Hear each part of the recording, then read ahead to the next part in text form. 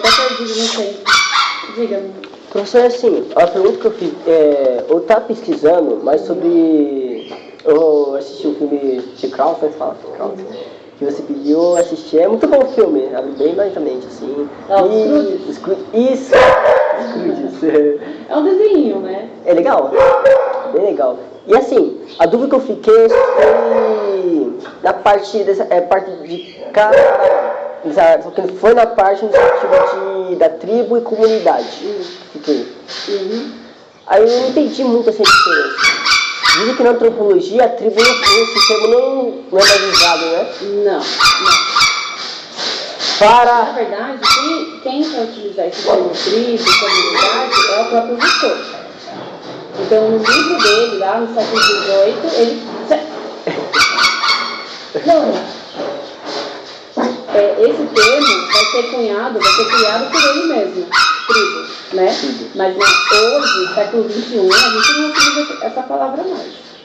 Mas assim, na compreensão de tribo, para ele, é de sociedades menos desenvolvidas. Porque imagina só, um europeu olha a sua própria sociedade e acha que a sua sociedade é mais evoluída do que a do outro. Do que sociedades africanas, sociedades asiáticas, enfim. Então ele acha que a sua sociedade, o seu grupo, ele se torna uma comunidade, diferentemente de outros grupos étnicos, que para ele é considerado como tribo. Então esse pensamento do europeu, e aí que eu vou falar isso para você, esse pensamento do europeu é justamente essa, de sempre considerar, entender o outro a partir da sua própria perspectiva. Isso se chama etnocentrismo, né? Que você vai entender. Então por isso que o Rousseau que usa essa palavra. Por isso que eu contei essa historinha para você, porque é no livro do Contrato Social que ele vai explicando como a sociedade vai se organizando até se transformar numa sociedade, aos moldes do que ele entende como sociedade, né? Ah, sim. Então, quando você falou sobre essa parte nova de que o homem começou a sair do lugar fixo e começou a se deslocar. A se deslocar. E teve um momento que também começou a fazer esse grupo, né? Por questão de sobrevivência. E eu gostaria de perguntar, o que fez que esse grupo queresse que unisse com outro grupo? Porque assim, tem várias questões, né? Uma delas é uma família só, com um homem só, diante de uma situação de não estar mais escondido dentro de uma caverna, ele precisa de uma outra força para se proteger do mundo caótico, do mundo perigoso, né? Então, se ele se unir com outras famílias, ele terá mais força e terá mais proteção. Aí, se você lembrar lá dos estudos, é mais ou menos isso. Então, eles tiveram, de certo modo, meio que dar um passo para trás nos seus próprios interesses e articular os interesses coletivos. É mais ou menos essa relação. Por quê? Porque tem um livro do Aristóteles chamado Ética Nicômaco, que nesse livro ele também vai dar essas definições de como o homem se transformou numa sociedade a partir de um contrato, enfim. E aí que o homem precisa agora, para alcançar a eudaimonia, que é a felicidade, que você vai aprender também. O que seria a felicidade? A felicidade não é a felicidade individual, cada um no seu apartamento. Na verdade, é a felicidade do coletivo.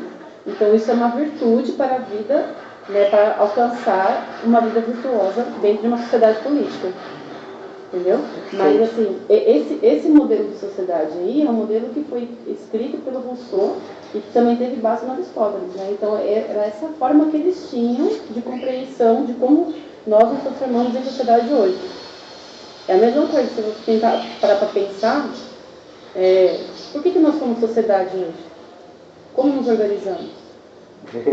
Então, se a gente fazer uma retrospectiva, a gente vai tentando buscar respostas para isso, que é a mesma coisa que eles fizeram. Entendeu? Interessante. Professor, então assim, comunidade, é porque tribo também é uma comunidade, né? Mas o olhar dos europeus é uma comunidade menor, no caso, né? No caso, uma comunidade menor e que, por exemplo, ela não tem uma centralidade, uma instituição que organize tudo. Então, por exemplo, é uma sociedade geralmente politeísta, é uma sociedade que não necessariamente é monogâmica, então ela pode ser poligâmica, a relação pode ser matrilinear. Então, assim, tem várias características que não são consideradas como instituições aos moldes da Europa. entendeu? Cada uma delas tem um modelo, né? E aí hoje você vai entender por que os europeus pensam dessa maneira. Né? Que legal. Aí você vai entender por que tem essa característica e, de certo modo, isso acaba vindo até a nossa sociedade hoje, né? No contexto da sociologia, né? Da hora. Deixa eu ver, era isso mesmo. Só isso? E o que mais que você... E a questão do mito? A gente vai deixar para a aula de filosofia? Eu entendi. Eu achei, nossa, bem interessante, professora. Bem interessante. Eu achei bem, eu pesquisei. Você entendeu por que eu te perguntei? Por que acreditamos em Deus? Essa deu uma outra pergunta, né? Como acreditar em Deus? Aí eu tinha que fazer uma comparação, colocar lado a lado, né? Alguma coisa assim, por exemplo. Como acreditar que, por exemplo, que um átomo é uma molécula... Tipo, como acreditar que isso existe? Nunca vi, por exemplo. Aí eu usei mais ou menos uma comparação. A diferença é claro, né, que com a átomo molécula você vê com um microscópio, né, bem avançado. Caso de Deus não, caso de Deus é caso de fé mesmo, né, de confiar. Mas como? Talvez pode ser uma pessoa narrar que aconteceu um milagre, talvez você conviveu com uma pessoa e com essa pessoa aconteceu, que a pessoa diz milagre, né? E esse milagre, teve mesmo médicos que disseram, olha, pra você não tem mais jeito e tal. Aí pessoas começaram a narrar a sua história, olha, Deus existe, assim, assim, assado, desde pequeno, desde criança, tudo para geração a geração, filho, pai para filho. Então, tipo, essa é uma genealogia, né, basicamente. Você tem que pensar assim, nessa questão de Deus, na verdade, Deus é uma forma de explicar aquilo que é inexplicável para nós. Sobrenatural, no caso. Que é aquilo que é o sobrenatural, mas isso só consegue existir a partir da crença. E a crença só existe a partir da fé. Se não há fé, não há crença, então não há Deus. Então, por exemplo, no nosso modelo ocidental, nós somos colonizados, né? Então, obviamente, o modelo católico, apostólico romano foi o que fundamentou a nossa sociedade, a sociedade brasileira. Então, a gente entende que existe algo superior e maior. Esse algo superior e maior é o quê? É Deus. Se a gente fizesse uma leitura a partir dos gregos, seria a nossa mitologia. Verdade. A nossa mitologia é acreditar que existe um Deus, um poder superior, né, que articula e que cria, o que descria, o que faz, o que não faz. Né? Então, é mais ou menos essa angústia do homem não conseguir explicar coisas que faz com que ele se ancore numa dada fé. E essa fé que cria crenças, que cria então a figura de Deus. É a mesma coisa para os gregos que acontecia, né?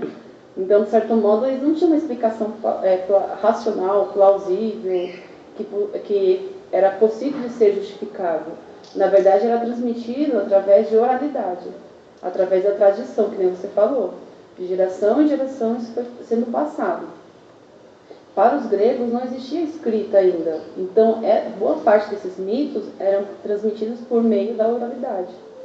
Até que chegou no modelo de sociedade que a gente mais ou menos tenta estabelecer, que é do século VI a.C., que começa a ter uma sistematização, uma diferenciação. Existe a mitologia, mas eu quero entender os fenômenos naturais. Os fenômenos naturais têm uma causa em si mesmo.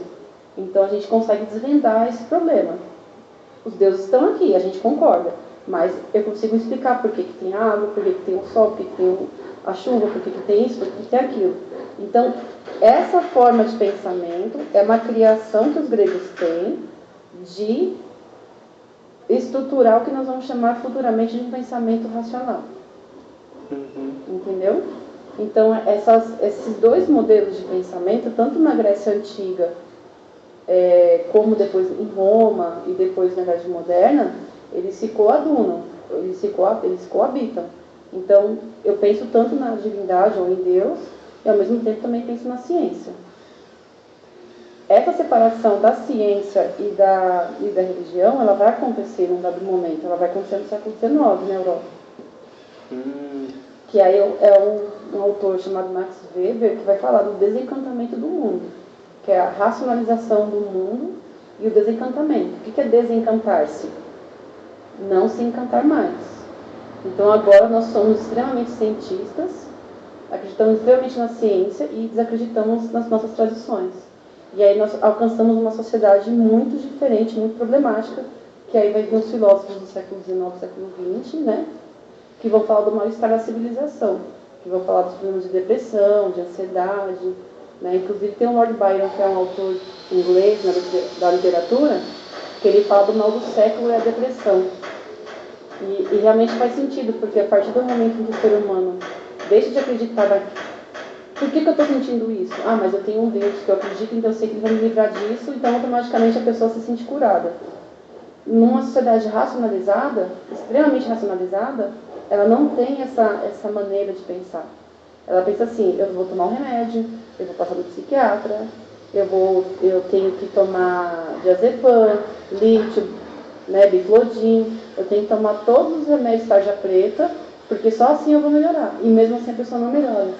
Por quê? Ela tem uma descrença das tradições na qual ela sempre foi criada. Então você começa a perceber a quantidade de pessoas que têm doentes, né? A gente fala com problemas psicológicos, problemas psiquiátricos, porque de certo modo elas não estão se prendendo a um modelo de vida. Elas não aceitam aquele modelo de vida e elas não consideram mais aquilo como verdade. Só que elas também não têm resposta para a verdade. Verdade. Aí é onde onde tem a ansiedade, onde tem todos os sintomas aí que você deve ter colegas que têm isso. Você deve ter colegas que têm crises de pânico, coisa do tipo. Não sei se você tem essa realidade no seu meio. Eu conheci. E aí, quando você conversa com essas pessoas, como elas falam sobre a vida? Numa descrença, né? Uma descrença. De tudo. Verdade, é verdade. Justamente porque é essa racionalização do mundo versus o desencantamento do mundo. Então a pessoa se apega no modelo de sociedade, no modelo de vida, em que ela tenta explicar racionalmente o que ela está sentindo, mas ela não consegue explicar. Por quê? Aquilo que antes talvez segurava, a tradição que segurava as suas angústias, não lhe responde mais. Então ela se desconecta desse mundo religioso, né? Ou desse mundo mitológico. E na verdade, se a gente parar para pensar, a religião é um mito, né? Então, aí cabe cada um dar a veracidade disso e conseguir transmitir. Inclusive, as sociedades, o modelo católico, apostólico romano, que é o mais conhecido no Brasil, embora agora nós estejamos falando de religiões, se você deixar falar, eu vou ficar Eu gosto. 3 horas falando disso. Eu gosto bastante. Embora a gente tenha um aumento muito grande das religiões protestantes, né, que são religiões evangélicas, etc., no Brasil ainda o que comanda é o catolicismo. Então você vê que no catolicismo houve a necessidade de ter algo escrito para que essa mitologia não se perdesse ao longo dos séculos, que é a Bíblia. Então essa Bíblia foi escrita. E lá diz que está a palavra, mas essa palavra foi escrita por quem? Por alguns homens também. Né? Então assim, mas mesmo assim, é devido a essa crença de ser um conhecimento milenar que as pessoas acreditam como verdade. Na mitologia, isso era transmitido pela oralidade. Posteriormente, foi escrito. Só por que isso se perdeu a atividade? Porque sociedades gregas foram mortas, cidades romanas foram mortas. Quem que superou, quem que passou por cima de tudo isso? O Império Bizantino, o Império Católico. Então o Império Bizantino acaba por ser a legitimação do pensamento que nós vamos transformar com um pensamento ocidental, com uma característica do pensamento ocidental, que é um pensamento monoteísta, que é um pensamento monológico, que é um pensamento, né, baseado no patriarcalismo, né, uma sociedade bem patriarcal, conservadora, enfim. Esse modelo aí que você já conhece, né? Então essa é mais ou menos a vírgula da história das coisas, né? Muito bom entender essas coisas, assim, muito legal mesmo. Não sei se faz sentido abrir mais a mente, sabe? Não sei se faz muito sentido para você, mas é mais ou menos essa história. E é por isso que eu pensei sempre em umas aulas bem teóricas, porque você, através dessas teorias que acabam sendo criadas, você vai entendendo como o seu pensamento vai sendo constituído. É verdade. É verdade. Né? Até a questão do bife, né? Sim, até que isso é do bicho, verdade. Questão patriarcal. Tá certo? Então eu posso começar com a psicologia? Opa! Está pronto? Como é que foram as outras aulas? Foram boas, hein, professora? Tive aula de Coreia do Norte e Coreia do Sul. Teve uma aula de geografia política. Falando como que se deu, entrou na história. Foi bem legal também. Ah, que bom. Bom, então vamos lá.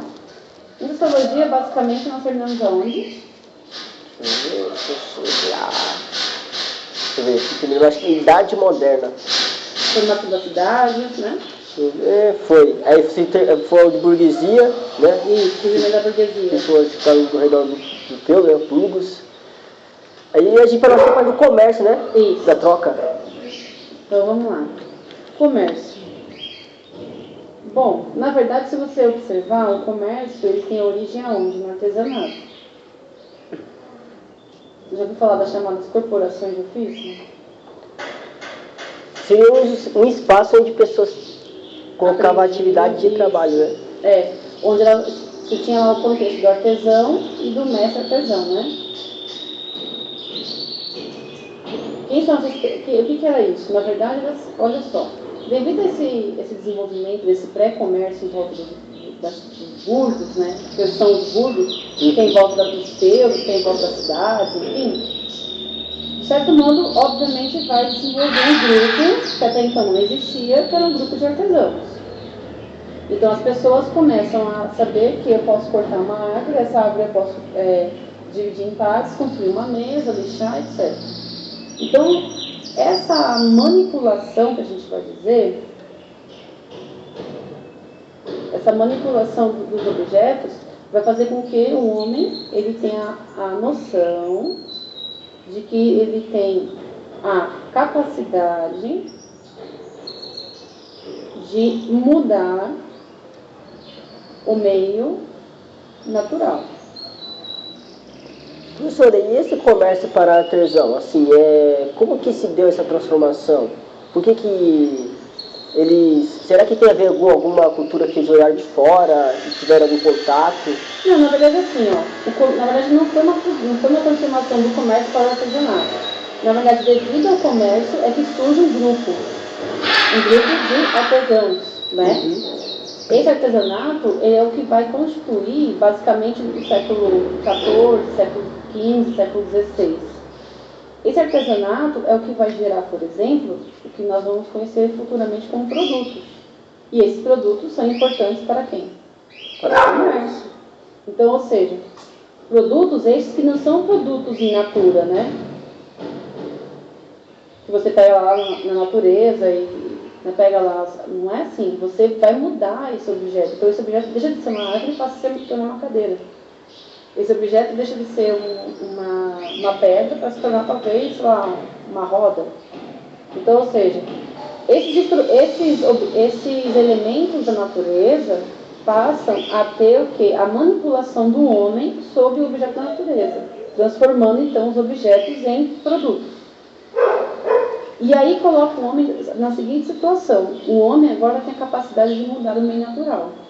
Isso aqui é um conceito da geografia, que você deve ter ouvido falar de paisagem, espaço natural, né? Uhum. Espaço não natural, enfim, são categorias da geografia. Quando o homem ele tem a noção de que ele tem a capacidade de mudar o mundo, faz com que ele tenha uma nova consciência. Nova consciência não é no sentido de, eu sou menos ou mais consciente, mas é que ele tem uma nova forma de pensar sobre o mundo. Uma forma de pensar sobre o mundo? Isso. Essa nova forma de pensar sobre o mundo chegou como, assim, essa nova pensar sobre o mundo, assim? Se ele tem a capacidade de mudar os objetos, de mudar o meio natural, então significa que ele tem a consciência agora que ele pode mudar o meio natural, o espaço natural que ele vive. Uma habilidade, uma capacidade que ele... Exatamente, uma capacidade, uma habilidade ou uma faculdade que ele tem de modificar o meio que ele vive. Então, por exemplo, para a sua família construir essa casa, eles têm a consciência de que eles podem modificar esse espaço. Então, eles tiveram a consciência de que eles foram construir a parede, foram levantar, colocar os pisos, enfim. Uhum. Então, ou seja, a partir do momento então que o homem se coloca dentro da condição da situação de um artesão, ele sabe que ele tem a capacidade de mudar o meio natural. Só que esse meio natural, ele não é mudado somente, não é mudado somente para melhoria do próprio homem. Como assim? Sou uma pessoa que mora numa cabana. Se eu fizer agora uma parede, é lógico que eu vou me proteger mais rapidamente do frio, e mais rapidamente da chuva, e mais rapidamente do calor, enfim. Quando o homem começa a ter consciência de que ele pode mudar o meio natural não só para a melhoria dele próprio, ele começa a compreender que eu também posso criar objetos, isso que é importante, criar objetos para gerar novas consciências. Eu já estou indo lá na frente com você já. Gerar novas consciências. Aí você viu aqui com aquilo, novas consciências e novas formas de pensar. Por exemplo, alguns anos atrás, será que existia um elemento desse? Não. As pessoas tinham consciência que era necessário ter um objeto desse para guardar água e andar com ela para todo lugar? Quando você era mais novo, provavelmente você deve ter visto que não era tão normal as pessoas andarem por aí com uma garrafa de água para cima e para baixo. Hoje, é mais que comum cada ser humano ter sua própria garrafa de água. Já percebeu isso? Verdade. É uma nova consciência. Só que isso só foi possível porque alguém criou isso aqui e todos começaram a aderir a essa ideia como sendo necessário para a manutenção e melhoria da vida humana. A questão é, isso aqui foi a sacada da burguesia. Porque eu não vou criar um produto só para eu consumir. Mas eu posso criar um produto para mais pessoas consumirem. Então, eu não vou fazer somente um produto para eu sentar, mas eu vou fazer um produto para outras pessoas sentarem, mas desde que elas tenham capacidade monetária de comprar isso de mim. Então, isso eu vou gerar o quê? Um aquecimento comercial.